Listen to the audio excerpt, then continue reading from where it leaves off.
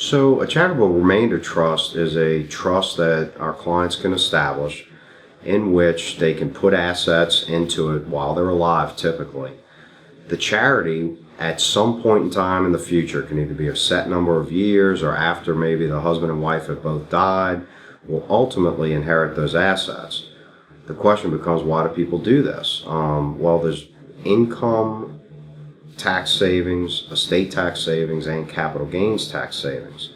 So let me give you an example. If somebody has a building, and let's say that it's been depreciated, we know that if they sell that building, they're going to have to incur a 20% federal capital gains tax plus the Obamacare surtax on that. A lot of states have their own tax, capital gains tax. Louisiana, for example, does. So there was going to be a pretty significant capital gains tax on the sale of that building. And then if they have, an estate tax as well, then 40% of the proceeds from that sale would also be subject to estate tax upon their death. So what a charitable remainder trust does is, again, kind of benefit everybody. You can put that building into the charitable remainder trust or any other highly appreciated asset.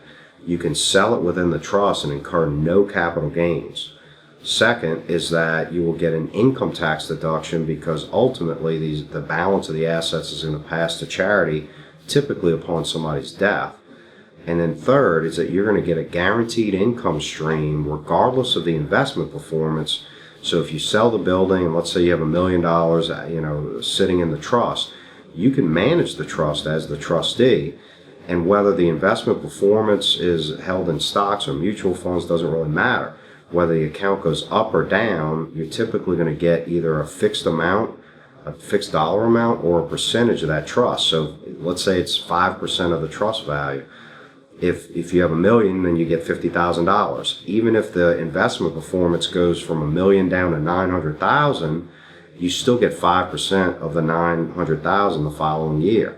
So it's a way to kind of improve the cash flow because a lot of times assets aren't paying enough dividends. Obviously, you wind up benefiting, your children because you pay less in estate tax. You avoid the capital gains tax, and when you eventually pass, those assets are going to pass to the charities of your choosing. And a lot of people actually will take that income stream and then purchase a life insurance policy for the value of the asset. So if we take that 5% income stream and go buy $1 million policy held by a trust for the benefit of your kids, now everybody wins because the kids still get the full $1 million. You get your income stream for the rest of your life. We get an income tax deduction, capital gains deduction, and no estate tax on any of those assets. A charitable lead trust works similarly, but it's actually the flip, so that the charity actually gets the income stream. And again, it's the charities of your choice. But then once that trust terminates, then the children, and grandchildren sometimes, will inherit those assets.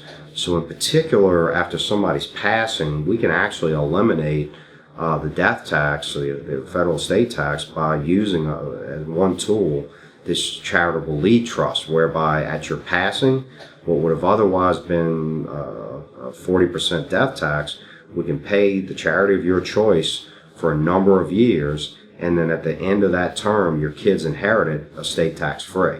So we've been able to use that to help people avoid the estate tax and benefit the charities that are so near and dear to their heart, and be a very powerful planning tool for the right families.